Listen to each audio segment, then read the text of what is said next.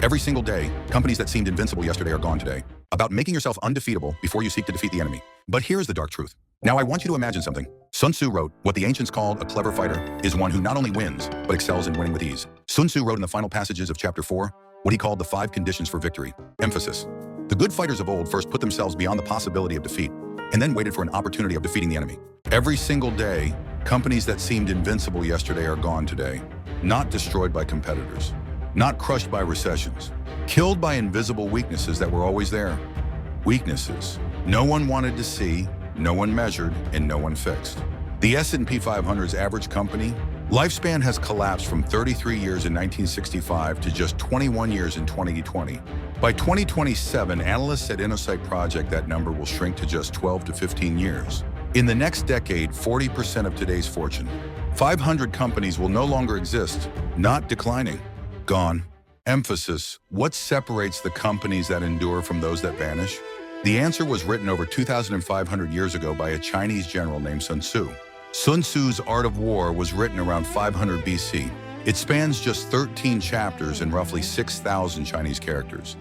Yet it has outlasted every empire, every dynasty, every business school textbook ever written. Napoleon studied it. Mao Zedong carried it. Today, CEOs at Amazon, Goldman Sachs, and countless Fortune 500 companies keep it on their desks. Chapter 4, known in Chinese as Junxingpian, or military formation, is the most misunderstood chapter in the entire book. Most readers expect Sun Tzu to talk about attacking. Instead, he writes almost entirely about defense, about making yourself undefeatable before you seek to defeat the enemy. The good fighters of old first put themselves beyond the possibility of defeat and then waited for an opportunity of defeating the enemy. This is not a passive strategy. This is the ultimate competitive weapon. You don't chase victory. You build the conditions that make victory inevitable. Today, I am going to give you the exact framework for doing that in your business.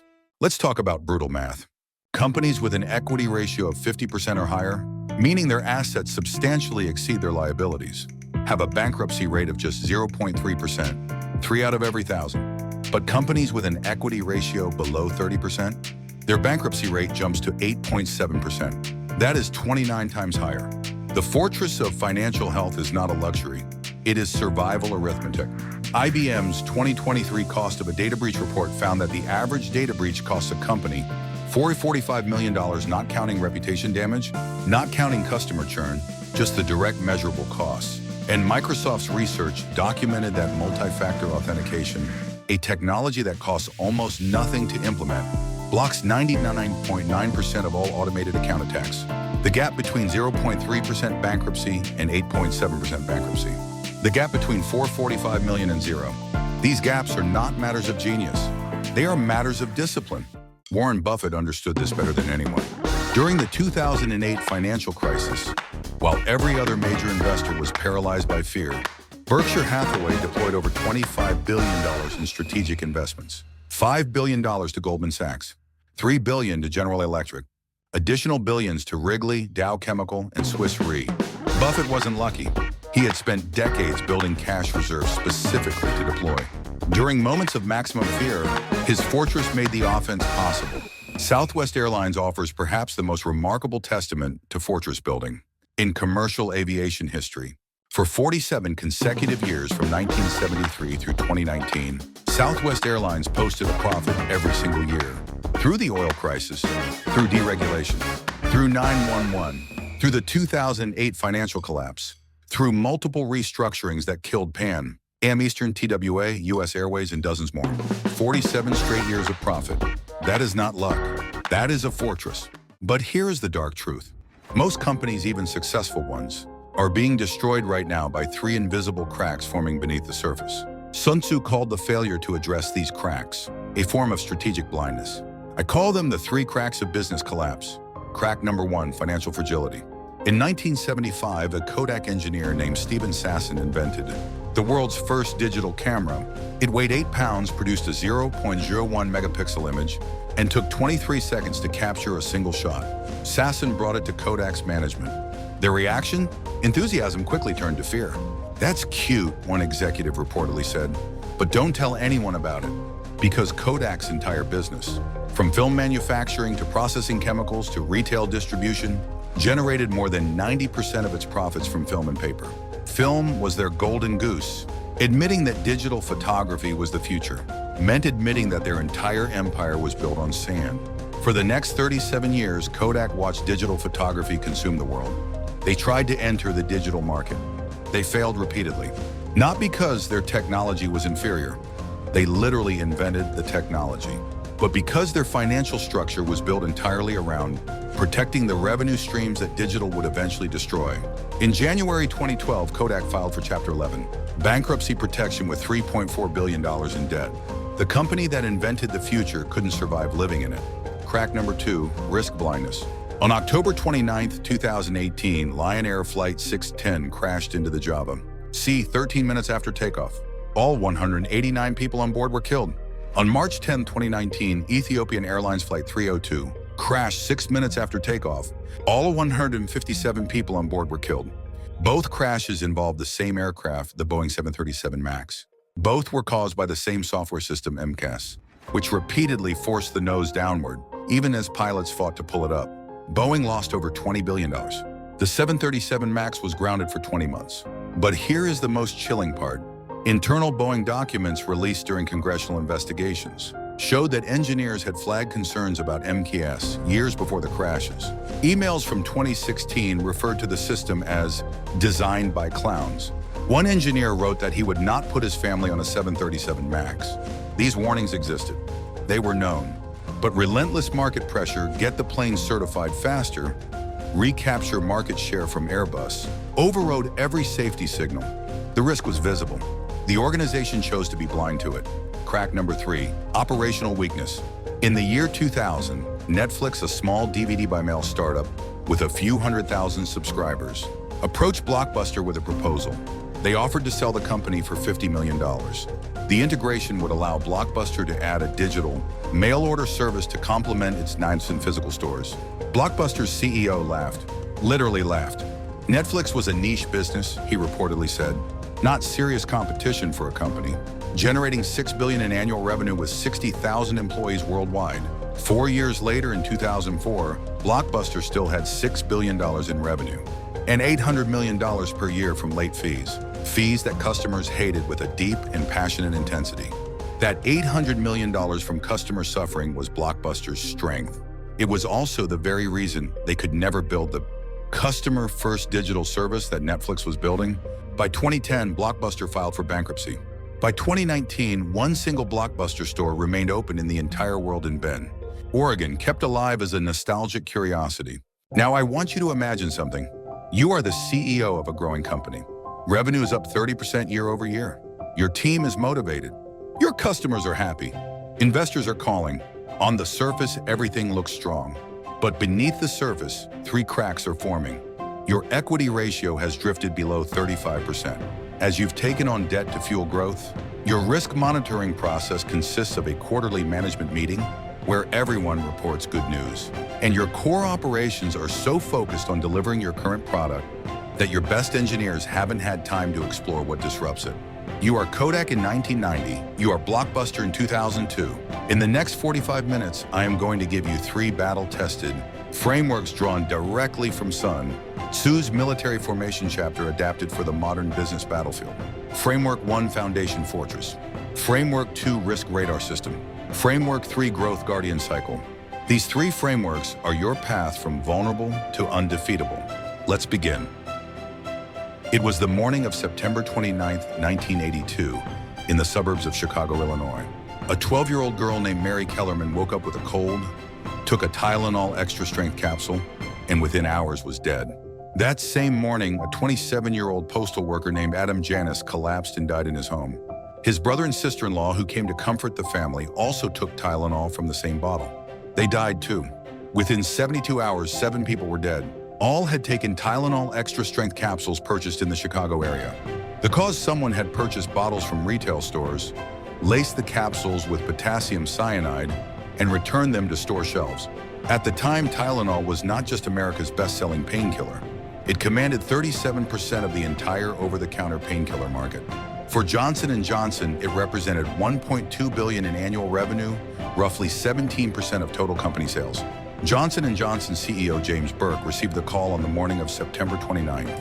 He immediately convened his crisis team. Within 24 hours, he made his first critical decision: pull all Tylenol products from Chicago area shelves immediately. Within 48 hours, he made the second critical decision, the one that would define Johnson & Johnson's identity for the next 4 decades. Recall every single bottle of Tylenol in the United States. 31 million bottles. A cost of $100 million. Done voluntarily, before any regulatory requirement, before any legal obligation. Burke's reasoning was simple. Johnson & Johnson's foundational values document, the Credo, written by Robert Wood Johnson II in 1943, stated clearly in its very first line, "We believe our first responsibility is to the doctors, nurses and patients, to mothers and fathers and all others who use our products and services." Shareholders were listed last. Burke didn't have to calculate whether the recall was worth it. The foundation had already made the calculation. Tylenol's market share collapsed from 37% to 7% within weeks. Analysts predicted the brand was permanently destroyed. Burke refused to give up the name. Johnson & Johnson launched the industry's first tamper-resistant triple-seal packaging. Burke appeared on 60 Minutes and Good Morning America, speaking with complete transparency. Within 6 months, Tylenol's market share had recovered to 30%. Within 1 year, it had fully recovered and in some markets, grown stronger than before. Now compare this to Wells Fargo in 2016. Regulators revealed that 3.5 million fake accounts had been opened in customers' names without consent, generating fraudulent fees while boosting reported cross-selling numbers. More than 5,300 employees were fired. The CEO resigned. The company paid over $3 billion in fines and settlements.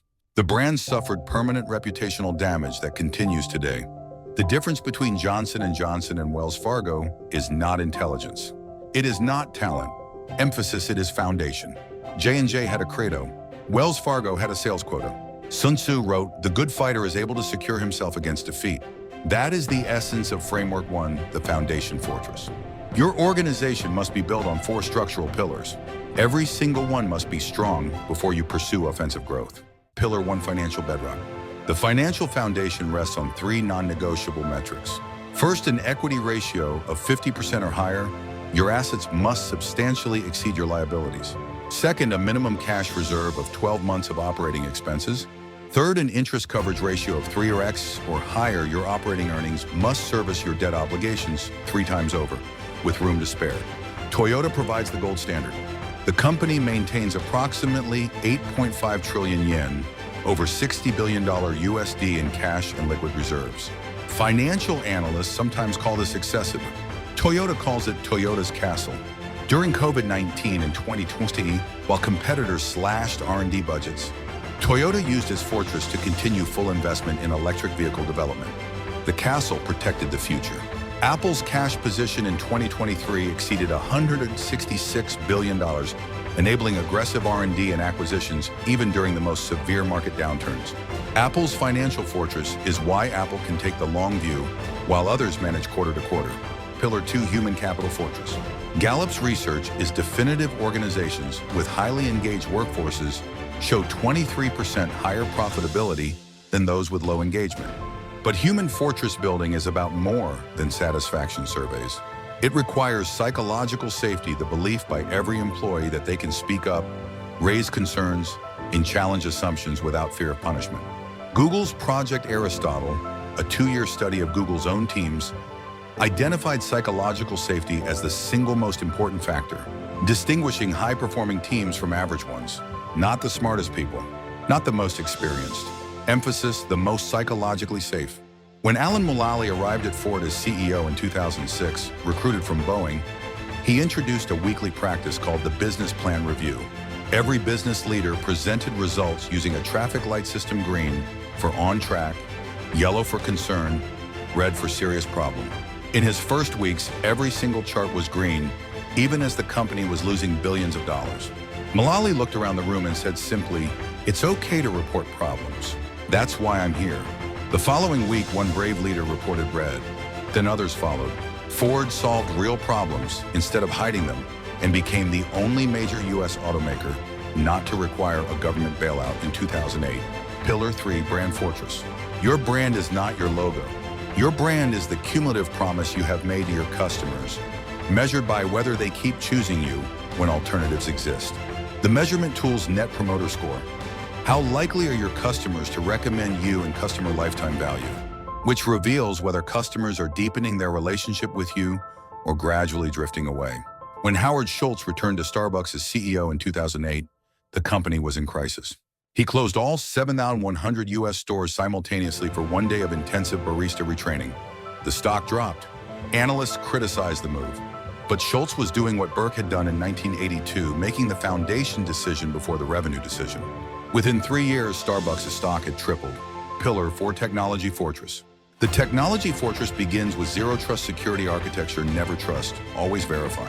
Every user, every device, every transaction must be authenticated regardless of whether it originates inside or outside the organization. Then comes the 3-2-1 backup rule, 3 copies of every critical data set stored on 2 different types of media with at least 1 copy stored off-site. IBM's research shows that companies with tested incident response plans save an average of $149 million per breach compared to companies responding improvisationally.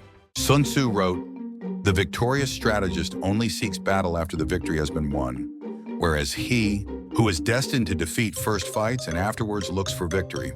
Framework 2. The risk radar system ensures you never enter battle uninformed. It operates on 5 detection layers, each covering a different time horizon. Layer 1, strategic horizon, 3 to 5 years out. This is where you ask the uncomfortable questions. Who is the Netflix in your industry? What technology emerging right now could make your core product obsolete within 5 years? Consider how differently Fujifilm and Kodak responded to digital disruption. Both faced the same challenge. Fujifilm's leadership made a fundamental strategic decision: use Fujifilm's deep chemical and material science expertise to enter adjacent markets: cosmetics, pharmaceuticals, semiconductor materials, medical imaging. Today, Fujifilm's annual revenue exceeds its pre-digital disruption levels. The company that lost its core business is today more profitable than at its peak. Kodak had the same capability. They lacked the strategic horizon and the courage to pivot. Layer 2, operational radar, 6 to 18 months out. The 2011 Tohoku earthquake revealed catastrophic vulnerabilities embedded throughout global supply chains. Japanese automakers had single-source dependencies on specific components. One supplier, Riken Corporation, produced piston rings that no other manufacturer could replicate quickly. Toyota's production halted not because Toyota was damaged, but because one small supplier was. Operational radar requires mapping your full dependency chain and identifying single points of failure before they become catastrophes. Layer 3, tactical monitor, 1 to 6 months out. 3 critical disciplines: cash flow scenario planning, model your base case, a stress case with 50% revenue reduction, and a catastrophic case.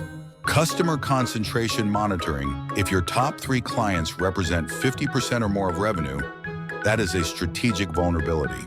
And monthly competitive intelligence, track competitor hiring, patent filings, and market positioning. Movement at the edges signals strategic shifts you will encounter later. Layer 4, crisis response, immediate. When crisis strikes, the first 24 hours determine 80% of outcomes. The truth framework: T, transparent communication immediately. R, responsibility accepted publicly. U, understand the root cause, not just symptoms. T, take corrective action with a specific public timeline. H, honor your commitments through to completion. Johnson & Johnson executed this framework intuitively in 1982 because their credo had already made the framework unnecessary. Layer 5, recovery and learning post-event. Amazon, Google, and Netflix have all adopted the military's after-action review. After every significant event, a structured review asks, what did we expect to happen? What actually happened? Why was there a difference? What do we do differently next time? Every crisis that leaves your organization stronger than it found it is not a failure. It is tuition paid. Sun Tzu wrote, "What the ancients called a clever fighter is one who not only wins, but excels in winning with ease." Framework 3. The Growth Guardian cycle is how you transform your defensive fortress into an offensive launch platform. It answers the question every business leader eventually asks: we have built the fortress. Now how do we grow without destroying it? The Growth Guardian cycle moves through 4 interconnected stages. Stage 1, foundation. Strengthening, continuously reinforcing your fortress even as you grow. Stage 2, opportunity recognition. developing the organizational discipline to see strategic opportunities while competitors are blinded by crisis. Stage 3, strategic investment, deploying your fortress strength into carefully chosen offensive moves. Stage 4, performance measurement, installing real-time feedback systems that allow continuous optimization. The critical insight is this: the stages do not run in sequence. They run in parallel. While you strengthen your foundation, you are scanning for opportunities. While you make strategic investments, you are reinforcing performance measurement. The Growth Guardian cycle is not a project with a completion date. It is a permanent operating rhythm. Amazon's story is the Growth Guardian cycle made visible in real time. Jeff Bezos launched Amazon in 1994 from his garage in Bellevue, Washington, selling books online. Not because books were his passion, but because books were the ideal first product for an internet retailer finite. SKU count, known specifications, easy to ship, predictable quality. The customer data, the logistics infrastructure, the software systems built to sell books became the foundation for strategic investment into new categories: electronics, music, video, apparel, kitchen, tools, everything. Then came the move that stunned the industry. Amazon's engineers, in the process of building Amazon's internal technology infrastructure to handle explosive growth, built something extraordinary: a massively scalable, highly reliable cloud computing platform. In 2006, Amazon Web Services launched publicly not as a charity, but as a commercial service. Today, Amazon Web Services generates approximately 60% of Amazon's total operating profit from just 13% of its total revenue. The company that started by selling books now makes the majority of its profit from renting computing power to the world's largest enterprises. Netflix, Amazon's most prominent competitor for consumer attention, runs on Amazon Web Services. The fortress built to sell books became the launchpad for the most valuable cloud computing business in the world. Toyota's Growth Guardian cycle was built in the rubble of post-World War II Japan. Taiichi Ohno, the industrial engineer who would create the Toyota production system, was working in a devastated Japanese manufacturing environment in 1945. Resources were scarce. Waste was existential. From that necessity came TPS, the most studied and copied manufacturing framework in human history. Its core principle: eliminate all waste, all inconsistency, and all overburden. Toyota employees submit approximately 1 million improvement suggestions per year. More than 90% are implemented. TPS was not just an efficiency program. It was a cultural foundation that enabled Toyota's Growth Guardian cycle. The foundation of operational excellence gave Toyota the resources, financial and intellectual, to recognize the opportunity in hybrid vehicle technology in the 1990s. When oil prices were low and no one was asking for a hybrid car, the Prius launched in 1997, not because customers demanded it, but because Toyota's Fortress gave them the luxury of playing the long game. That hybrid expertise then positioned Toyota as the only major automaker with deep electric drivetrain experience when the EV revolution arrived. The foundation built in 1945 enabled the opportunity seized in 1997, which enabled the strategic positioning for 2025. This is what a 70-year Growth Guardian cycle looks like. Sun Tzu wrote, "If you know the enemy and know yourself, you need not fear the result of 100 battles." The most dangerous enemies in modern business are not in the marketplace. They are inside your conference rooms, your budgeting cycles, your cultural assumptions. I call them the 5 internal enemies, and I promise you, at least 2 of them are active in your organization right now. Internal enemy: 1, short-term pressure. In 2007, Nokia controlled 40% of the global mobile phone market. Nokia's engineers had developed touchscreen smartphone prototypes as early as 2004, 3 years before Apple's iPhone. But those prototypes were shelved repeatedly because the feature phone business was generating enormous profits, and the smartphones would cannibalize that revenue. When the iPhone launched in June 2007, Nokia's leadership publicly dismissed it as too expensive for mass market adoption. By 2012, Nokia's smartphone market share had collapsed to under 5%. In 2013, Microsoft acquired Nokia's phone business for $7.2 billion, then wrote down $7.6 billion of that acquisition as worthless just 15 months later. Short-term pressure to protect existing profit streams destroyed a 40% market position in 5 years. The countermeasure OKR objectives and key results, which separates ambitious long-term objectives from short-term key results, ensuring quarterly pressure never fully consumes long-term fortress investment. Internal enemy 2, resource competition. Sears entered the 21st century with $55 billion in annual revenue, 3,500 stores, and some of the most recognized brands in America: Kenmore, Craftsman, Die Hard. But internally, Sears was a war zone. Different divisions competed relentlessly for budget. No unified digital strategy could survive the internal fighting. By 2018, Sears filed for Chapter 11 bankruptcy, not killed by Amazon alone, but strangled by the internal resource competition that prevented any coherent response. Internal enemy: 3, cultural resistance. Kodak's engineers understood digital photography. Nokia's engineers understood smartphones. In both cases, the technology existed internally before the external disruption arrived. The enemy wasn't ignorance. It was culture, the accumulated identity, incentives, and relationships that made the status quo worth defending and the future feel like a threat. John Cotter's 8-step change process provides the antidote: create urgency, build a guiding coalition, develop and communicate a vision, empower employees, generate short-term wins, consolidate gains, anchor new approaches in the culture. Internal enemy: 4, measurement difficulty. Foundation building doesn't generate quarterly revenue. Security investments don't appear in EBITDA. Psychological safety surveys don't show up in profit margins. This creates a dangerous illusion that foundation investments are optional extras, rather than survival necessities. Cut through this illusion with the preventive ROI formula: avoided loss multiplied by probability divided by prevention cost. Example: $445 million average breach cost multiplied by 30% annual probability equals $1,335 million in expected annual loss. A $200,000 security investment generates a 6.7x return in breach prevention alone. Internal enemy: 5, executive fatigue. Success is the most dangerous drug in business.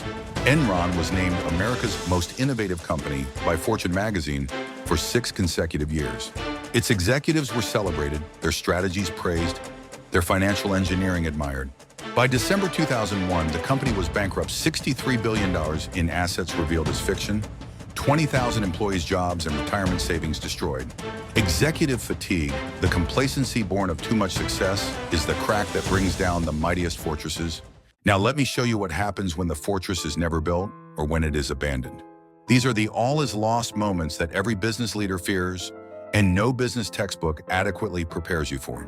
Wells Fargo, the foundation that wasn't. From 2011 to 2016, Wells Fargo employees opened 3.5 million bank and credit card accounts in customers' names without their knowledge or consent. Customers were charged fees on accounts they never asked for. Credit scores were damaged by credit cards they never applied for.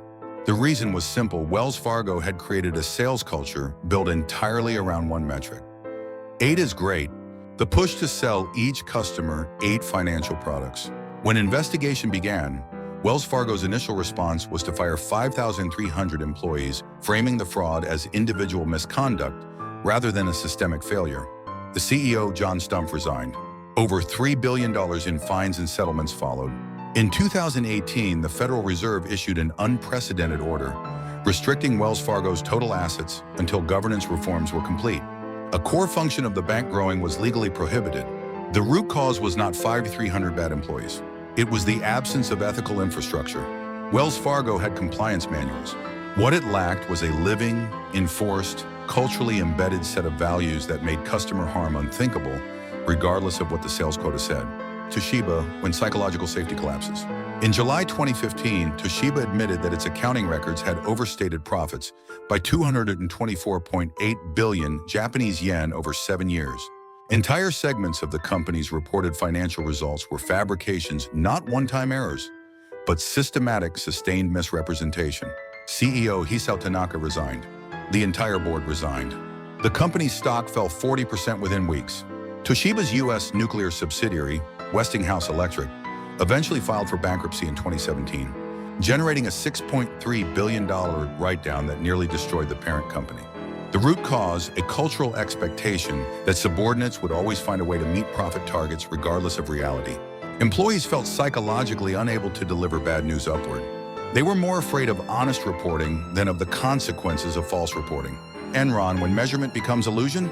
In January 2001, Enron Corporation was valued at $70 billion. Fortune magazine had named it America's most innovative company for 6 consecutive years. Its trading floors buzzed with brilliant MBAs executing complex financial strategies. By December 2nd, 2001, Enron filed for bankruptcy. 20,000 employees lost their jobs. Retirement accounts were destroyed. CEO Jeffrey Skilling was sentenced to 24 years in federal prison. The fraud was enabled by mark-to-market accounting, a method that allowed Enron to record projected future values of contracts as current revenue, even when that future value was speculative or fictional. And it was protected by a culture of rank and yank, the annual firing of the bottom 15% of performers that made any employee who questioned the numbers a target for termination. When your measurement system is disconnected from reality and your culture punishes honesty, you are not building a business. You are building a countdown clock. But this is not the end of your story. This is your catalyst moment. Let me give you the exact 90-day plan to build your foundation fortress, activate your risk radar, and launch your growth guardian cycle. Phase 1, internal enemy assessment. Days 1 through 30. Week 1, days 1 through 7, your foundation scorecard. Score your organization 1 to 10 on each of the 4 fortress pillars. Financial bedrock. What is your current equity ratio? What is your cash runway in months? What is your interest coverage ratio? Human capital. What is your current employee engagement score? Do you have formal succession plans for your top 5 critical roles? Brand fortress. What is your current NPS? Is your customer LTV trending up or down? Technology fortress. When did you last conduct a full security audit? Is your 3-2-1 backup system tested and verified? Week 2, days 8 through 14, internal enemy identification. Send an anonymous survey to every department head with one question. What is the single biggest threat to our organizational foundation in the next 12 months? Map their responses to the 5 internal enemies. Identify which enemies are most active in your culture. The enemy that makes you most uncomfortable to name is always the most dangerous. Week 3, days 15 through 21, risk matrix construction. Build a 2x2 probability and impact matrix for every risk identified. Assign each risk to one of your 5 radar layers. Assign an owner to every risk. Set a review date. A risk without an owner is not a risk you are managing. It is a risk that is managing you. Week 4, days 22 through 30, financial baseline audit. Calculate precisely your current equity ratio, your cash runway under 3 scenarios. Base case, stress case with 50% revenue reduction, and catastrophic case. If your cash runway under the stress scenario is less than 12 months, this is your highest priority remediation target. Phase 2, framework implementation, days 31 through 60. Days 31 through 40, build your risk radar. Assign a specific person to own each of the 5 detection layers. Layer 1, strategic scanning, monthly 30-minute review of industry disruption signals. Layer 2, operational monitoring, weekly review of supply chain vulnerabilities. Key personnel risks, vendor concentration. Layer 3, tactical dashboards, your 10 most critical KPIs, reviewed weekly with trend analysis.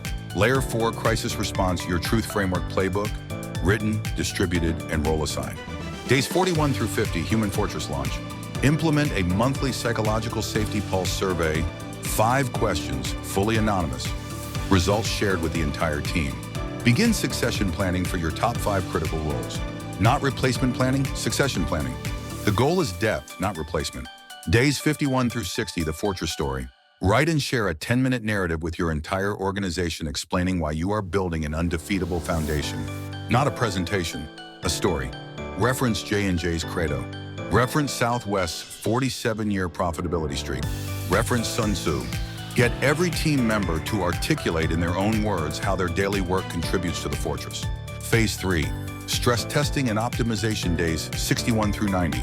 Days 61 through 70, financial stress tests. What happens to your organization if revenue drops 50% for 6 consecutive months? Calculate your exact survival runway. Identify which costs are genuinely variable versus which are fixed regardless of revenue. Determine your minimum viable operation, the absolute floor of resources required to maintain quality and culture while you recover. Days 71 through 80, crisis roleplay. Conduct a full-scale tabletop crisis exercise. Assign every executive team member a role: CEO, CFO, head of communications, legal counsel, head of operations. Run a realistic crisis scenario through the truth framework from notification to resolution. Time your response at each stage. Practice until those first 24 hours are second nature. Days 81 through 90, cybersecurity penetration testing. Hire a third-party security firm to actively test your defenses. Run a phishing simulation across all employees. The industry average click-through rate on phishing simulations is 37%. Your fortress target is under 5%. After the test conduct and after-action review, remediate every vulnerability and reset your security scorecard. Before you close this video, here are 7 actions you can take tomorrow morning. These are not strategies. They are not frameworks. They are specific tasks you can execute in the next 48 hours. Action 1, create your foundation scorecard. 30 minutes, score yourself 1 to 10 on all 4 pillars. Your lowest score is your highest priority. Action 2, name your 5 internal enemies. Write them on a whiteboard. Circle the one most present in your organization right now. The discomfort you feel naming it is proportional to how dangerous it is. Action 3, schedule a risk matrix workshop within the next 14 days. Invite your department heads. Block 2 hours. Build your probability impact matrix together. Assign owners before you leave the room. Action 4, run your financial baseline audit. Calculate your equity ratio, cash runway, and interest coverage ratio today. Compare them to the Fortress target's 50% equity ratio, 12 months cash runway, 3x interest coverage. Know your gaps precisely. Action 5, install one quality control gate. For your most critical product or service, define the minimum acceptable standard. Assign a specific person to enforce it and document what happens when the standard is not met. Action 6, write the first draft of your crisis playbook. 1 page. Use the truth framework as your structure. Assign roles. Distribute it to your leadership team by end of week. Action 7, launch your performance dashboard. Implement the 5-color signal system for your 5 most important KPIs. Green, normal. Blue, watch closely. Yellow, intervene within 48 hours. Orange, immediate action required. Red, activate emergency protocols. Assign owners to every signal. Review weekly. Sun Tzu wrote in the final passages of Chapter 4 what he called the 5 conditions for victory. These 5 principles have governed military strategy for 2,500 years. Today, they govern business strategy. Emphasis first. He who knows when to fight and when not to fight will win. Southwest Airlines chose not to overexpand during the dot-com boom when aviation was intoxicated by growth. That restraint, knowing when not to fight, preserved the fortress that enabled 47 consecutive profitable years. Second, he who understands how to use both large and small forces will win. Amazon started with books of precisely scoped, highly manageable first product before scaling to everything. The discipline to start small, execute perfectly, and scale from strength rather than ambition is a form of military genius. Emphasis third, he whose ranks are united in purpose will win. Johnson & Johnson's employees responded to the 1982 Tylenol crisis with one voice, one direction, one set of values. The credo unified the ranks. Unity of purpose under pressure is not a cultural luxury. It is a competitive weapon. Fourth, he who is prudent and lies in wait to take the enemy unprepared will win. Berkshire Hathaway held cash for years, during which analysts questioned Buffett's discipline, waiting for the precise moment of maximum fear and maximum opportunity. The 2008 crisis was not a disaster for Berkshire. It was the moment Berkshire had been building toward for decades. Fifth, he whose military capacity is not interfered with by the sovereign will win. Toyota's production engineers have the authority to stop an entire production line, stopping millions of dollars of production per hour if a quality problem is detected. No executive can override that authority. The foundation is protected by design from the very short-term pressures that destroyed Boeing. Remember the companies we met at the beginning of this video? Kodak had the technology that would have saved them. Blockbuster had the market position that would have enabled a digital transition. Nokia had the engineering talent and the prototypes. What each of them lacked was not intelligence or capital or creativity. Emphasis, what they lacked was a fortress. Sun Tzu never lost a battle. Not because he was reckless. Not because he was bold. Because he was patient, prepared, and positioned. He put himself beyond the possibility of defeat, and then, and only then, waited for the moment to win. Your business does not need to be the fastest company in your industry. It does not need to be the most innovative, or the most aggressive, or the most heavily funded. It needs to be undefeatable. And undefeatable is built brick by brick, decision by decision, discipline by discipline long before the battle arrives. The foundation fortress protects you from the 3 cracks that destroy businesses from within. The risk radar system ensures you see threats arriving with enough time to respond from strength, not desperation. The Growth Guardian cycle transforms your fortress into a launch platform, turning discipline into competitive advantage and defensive strength into offensive momentum. I want to close with one final story. In the year 578 AD, 14 centuries ago, a Korean craftsman named Shigemitsu Kongo arrived in Japan at the request of Prince Shotoku to build Buddhist temples. He founded Kongo Gumi, a construction company. Kongo Gumi built temples, shrines, and traditional Japanese structures for 1,400 years, 40 generations of the Kongo family. Through wars, through natural disasters, through complete economic transformation, they survived by the same principles Sun Tzu described: extreme operational discipline, conservative finances, uncompromising craftsmanship, and an identity built on foundation rather than fashion. Sun Tzu said it best. He said it first. And 2,500 years later, it remains the truest thing ever written about competitive strategy. Emphasis. The good fighters of old first put themselves beyond the possibility of defeat and then waited for an opportunity of defeating the enemy. Your fortress is waiting to be built. Your 90-day plan starts tomorrow. Your undefeatable future starts now.